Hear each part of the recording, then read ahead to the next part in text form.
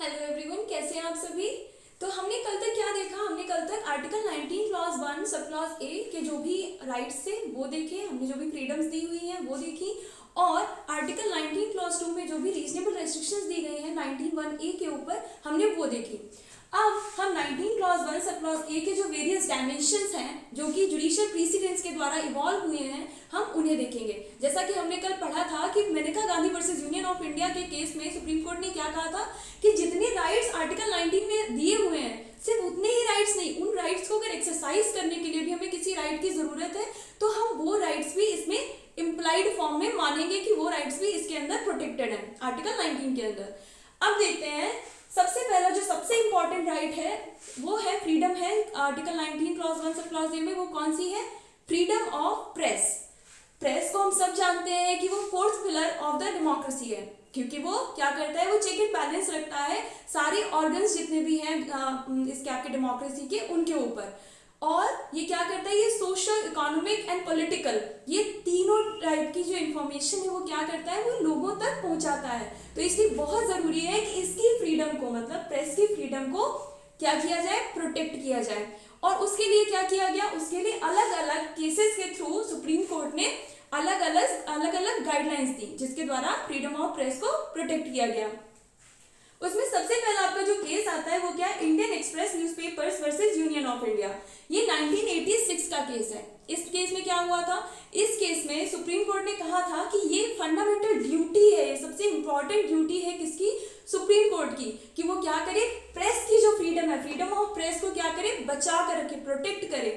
और अगर कोई भी लॉ है जो पास किया जा रहा है पार्लियामेंट के थ्रू या फिर स्टेट लेजिस्लेचर के थ्रू किस चीज के लिए, प्रेस की फ्रीडम को कर्टेल करने के लिए, तो उसको क्या किया जाए, अनकॉन्स्टिट्यूशनल डिक्लेयर किया जाए। ये क्या है, सबसे इंपॉर्टेंट ड्यूटी है किसकी, किसकी ड्यूटी है, सुप्रीम कोर्ट की।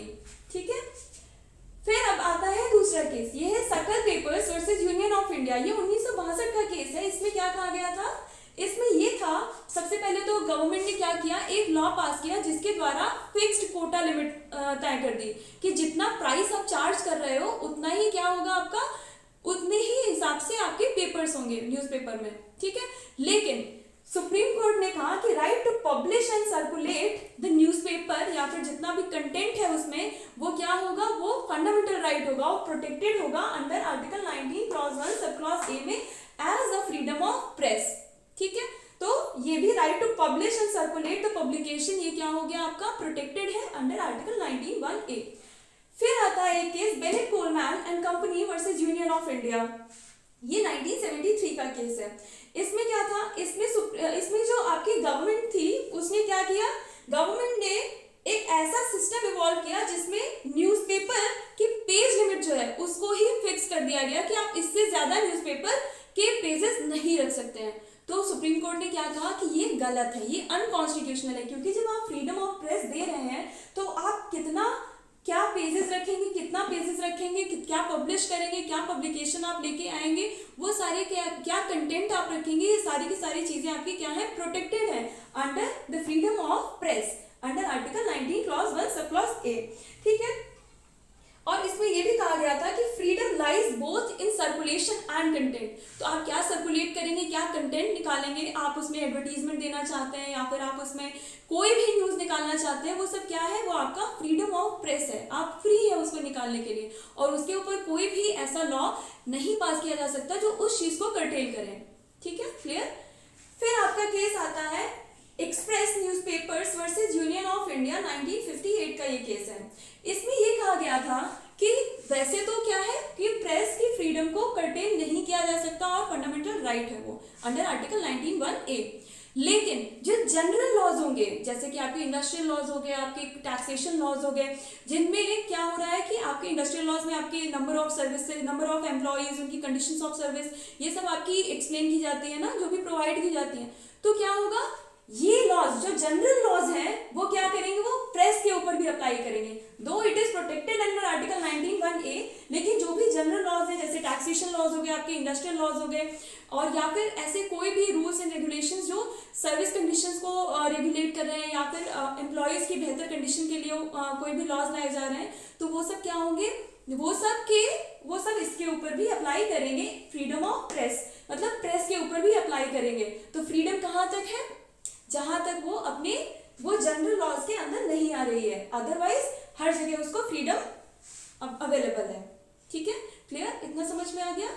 अब देखते हैं जो दूसरे डायमेंशन है आर्टिकल 19(1)(a) के, ठीक है, freedom of speech and expression. तो फ्रीडम ऑफ एडवर्टीजमेंट्स के लिए क्या राइट्स हैं? सबसे पहले इसमें केस आया हमदर्द दवाखाना वर्सेस यूनियन ऑफ इंडिया, ये 1960 का केस है। इसमें क्या था, जो गवर्नमेंट ने एक क्या किया, लॉ पास किया जिसके द्वारा ड्रग्स के एडवर्टीजमेंट, मतलब जो दवाइयों के जो एडवर्टीजमेंट थे उससे रिलेटेड कि वो किस तरह से आएगा कि नहीं आएगा, किन चीजों का आएगा और किन चीजों का नहीं आएगा, तो इस तरह से एक लॉ पास किया। तो सुप्रीम कोर्ट ने ये कहा कि सुप्रीम कोर्ट के एग्जैक्ट वर्डिंग्स ये थे that advertisement is definitely a form of speech and it may also amount to expression of idea and propagation of human thought and thus it will fall within the trappings of article 19(1)(a)। तो क्या है, advertisement भी क्या है, एक idea है, right, expression of an idea is advertisement. तो आप इसको भी क्या करेंगे, इसको भी freedom of speech and expression के जो फेसिट है उसके अंदर लेकर आएंगे, उसके मतलब क्या है, इसको एडवर्टीजमेंट को भी क्या माना जाएगा, freedom of speech and expression, ठीक है। लेकिन इसमें कॉमर्शियल एडवर्टीजमेंट्स को इंक्लूड नहीं किया गया था। हमदर्द दवाखाना के केस में सुप्रीम कोर्ट ने कहा कि कॉमर्शियल एडवर्टीजमेंट्स के ऊपर आप लगा सकते हैं, जो भी आपको लॉज लेके आने हैं आप लगाइए, मतलब रेस्ट्रिक्शंस लगाइए, लेकिन अदर जो दवाओं से रिलेटेड या फिर जो जनरल एडवर्टीजमेंट्स हैं जो इन जनरल आपके आइडियाज को दिखाते हैं या फिर कोई भी ओपिनियन है उसको, तो वो आपके क्या होंगे, प्रोटेक्टेड है, और कॉमर्शियल एडवर्टीजमेंट्स नहीं प्रोटेक्टेड है। फिर आता है टाटा प्रेस लिमिटेड वर्सेस महानगर टेलीफोन निगम लिमिटेड 1995 का केस। इसमें क्या कहा गया, 1960 के बाद 1995 में कॉमर्शियल एडवर्टीजमेंट्स को भी क्या किया गया, प्रोटेक्ट किया गया अंडर आर्टिकल 19(1)(a), ठीक है। इसमें ये कहा गया कि कॉमर्शियल एडवर्टीजमेंट को भी प्रोटेक्ट किया जाना जरूरी है, बिकॉज वो भी एक फॉर्म ऑफ ओपिनियन ही है, ठीक है, फॉर्म ऑफ आइडिया या ओपिनियन। फिर आता है आपका जो दूसरा एक और डायमेंशन है, वो है राइट टू नो। हम सब जानते हैं राइट टू इंफॉर्मेशन एक्ट के बारे में 2005 का जो है, ठीक है, वो कहाँ से प्रोटेक्टेड है, राइट टू नो। वहां पर हमें क्या मिला हुआ है, राइट टू नो, कि हमें जानने का अधिकार। राइट टू नो से रिलेटेड आपके ये दो केसेस हैं। सबसे पहला क्या, कौन सा केस था, मतलब जो राइट टू नो है वो भी आपका आर्टिकल 19(1)(a) में as a freedom of speech and expression क्या है, प्रोटेक्टेड है। Secretary Ministry of Information and Broadcasting versus Cricket Association of Bengal 2002 का ये केस है। इसमें कहा गया था कि इंफॉर्मेशन देना या रिसीव करना दोनों ही हमारा फंडामेंटल राइट है, और एक क्या है, फ्रीडम ऑफ एक्सप्रेशन का ही एक पार्ट है। इसमें क्या हुआ था, right of Information and broadcasting को जो है क्या किया गया था, इसमें प्रोटेक्ट किया गया था under article 19(1)(a) as a freedom of speech and expression. फिर आता है Union of India versus Association for Democratic Reforms 2002 का केस। इसमें क्या कहा गया था, इसमें भी राइट टू नो का एक और डायमेंशन आपको दिया गया। जैसे इसमें सुप्रीम कोर्ट ने डायरेक्शंस दी थी इलेक्शन कमीशन को कि आप क्या करें, जो भी लोग क्या कर रहे हैं, इलेक्शन कंटेस्ट करने जा रहे हैं, मतलब जो भी कैंडिडेट्स हैं इलेक्शन कंटेस्ट करने के लिए, उन सबसे क्या मांगा जाए, उन सबसे उनका जो भी डेटा है, मतलब कि उनकी स्कूलिंग एजुकेशन कैसी रही है, उनका घर में कौन कौन है, या फिर उनके क्रिमिनल एंटीसीडेंट्स क्या रहे हैं, तो उनका पूरा जो डेटा था, इंफॉर्मेशन, वो क्या होनी चाहिए, वो पब्लिक की जानी चाहिए। किसको देनी चाहिए, पब्लिक को, ताकि वो अपने राइट टू वोट का अच्छे से एक्सरसाइज कर सकें, ठीक है, मतलब क्लियर ढंग से, ताकि उन्हें पता हो कि वो जिसको वोट करने जा रहे हैं वो उसका बैकग्राउंड क्या है, वो किस तरह से, क्या उसकी एजुकेशन रही है, क्या उनकी क्रिमिनल हिस्ट्री है, इस तरीके की सारी इंफॉर्मेशन क्या होनी चाहिए, वो लोगों के पास होनी चाहिए जो वोट करने जा रहे हैं, ठीक है। ये हो गया आपका राइट टू नो।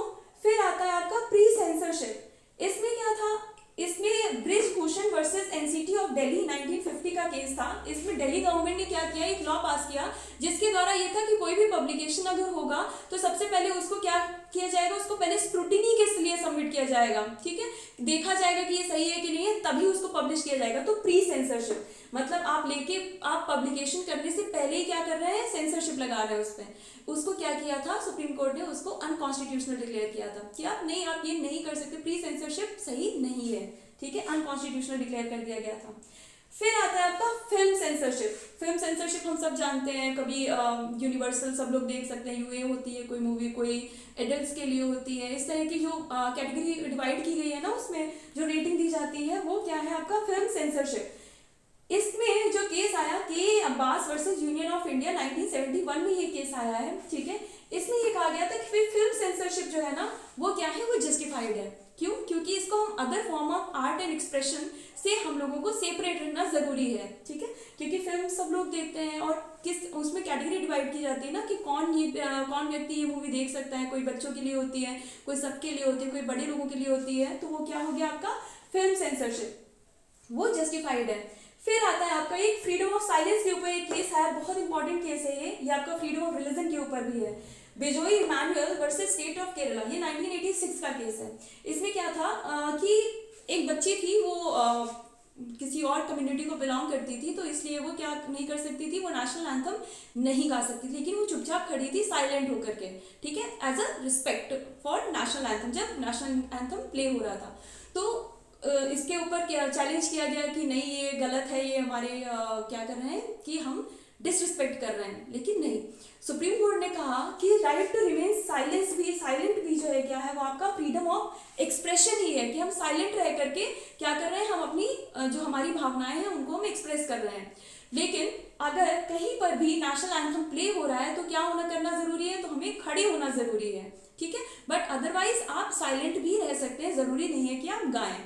ये कहां से आया था? Bijoe Emmanuel versus state of Kerala 1986, freedom of silence. ये आपकी कहीं भी अप्लाई होती है, साइलेंस आपका कहीं पर भी अगर आप साइलेंट रहना चाहते हैं ना तो वो प्रोटेक्टेड है आपका। जैसे आपका इवन आर्टिकल 20 क्लॉज 3 में राइट अगेंस्ट सेल्फ इंक्रिमिनेशन में भी आपका साइलेंस को ही तो प्रोटेक्ट किया जाता है कि आप साइलेंट रह सकते हैं, है ना। आप नहीं चाहते कि आप अपने अगेंस्ट कोई बयान दें, तो आपको प्रोटेक्ट किया गया वहां पर, अभी हम आगे पढ़ेंगे उसको, ठीक है। तो राइट टू रिमेन साइलेंट कहाँ है आपका प्रोटेक्टेड? आर्टिकल 19(1)(a), ठीक है, as a freedom of speech and expression. Clear? फिर आता है आपका Communist Party of India Marxist versus Bharat Kumar and others, 1998 में ये केस आया था, ठीक है। ये केस ईयर का 1998 का। इसमें क्या कहा गया था कि जो बंद है, जो कॉलिंग फॉर बंद है, मतलब बंद नहीं कर दिया जाता कभी भारत बंद कभी कुछ, तो इस केस में ये कहा गया था कि ये प्रोटेक्टेड नहीं है अंडर आर्टिकल 19(1)(a), ठीक है। अब इसके आगे के हम लोग यहाँ पे पढ़ेंगे। इसके अलावा एक और केस आया था, right to express gender identity.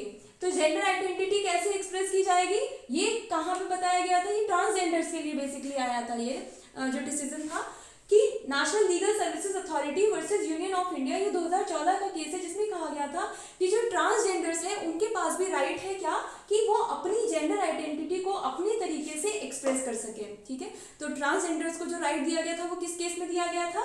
NLSA मतलब national legal services authority versus Union of India 2014 के केस के बाद, ठीक है। अब राइट टू प्रोटेस्ट के ऊपर क्या क्या कौन कौन से केसेस आए हैं आपके? तो सबसे पहले ये केस है आपका रामलीला मैदान incident versus home secretary union of India and others, 2012 में ये केस आया था।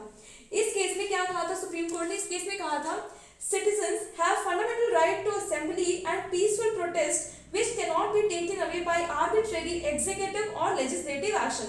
मतलब जो सिटीजन्स है उनके पास क्या है? फंडामेंटल राइट है किस चीज का?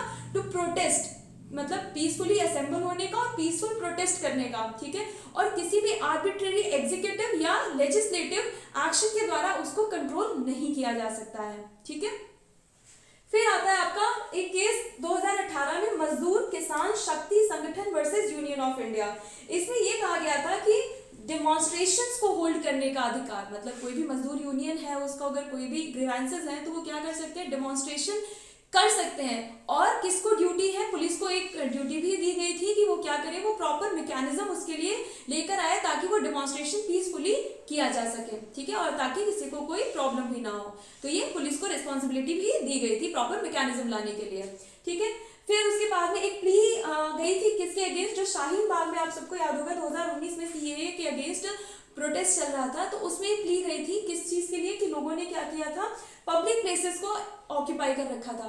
तो सुप्रीम कोर्ट ने कहा कि जो पब्लिक प्लेसेस हैं, मतलब आप प्रोटेस्ट कर सकते हैं, आपके पास पूरा अधिकार है कि अगर कोई लॉ है जिसको आप नहीं समझ में आ रहा है आपका, आप प्रोटेस्ट करिए, लेकिन आप क्या नहीं कर सकते हैं? आप किसी भी पब्लिक प्लेस को या पब्लिक वे जो है वहां पे आपके पब्लिक रोड को क्या नहीं कर सकते? आप ऑक्यूपाई नहीं कर सकते हैं, और वो भी आपने इनडेफिनिटली कर दिया है, मतलब कोई अंत ही नहीं हो रहा है उस चीज का, तो वो क्या हो गया आपका? वो सही नहीं है। अदरवाइज आप प्रोटेस्ट करिए, पीसफुली करिए, ठीक है, और कोई भी पब्लिक को कोई प्रॉब्लम नहीं होनी चाहिए, इस तरह से करिए, ठीक है। तो ये थे आपके आर्टिकल 19 क्लॉज 1A के जितने भी डायमेंशंस थे वो इसमें क्लियर हो गए होंगे आई होप आप लोगों को। अब इसके बाद में हम लोग पढ़ेंगे 19 क्लॉज 1 सब क्लॉज B से लेकर के G तक, ठीक है, कल के लेक्चर में। ओके, चलिए ठीक है, आई होप आप लोगों को ये समझ में आ गया है। अगर नहीं भी समझ में आया तो आप लोग प्लीज़ कमेंट सेक्शन में लिख दीजिएगा, कोई भी आपके ग्रीवेंसेस होंगे तो I will try to clear it, ठीक है। तो थैंक यू फॉर वॉचिंग।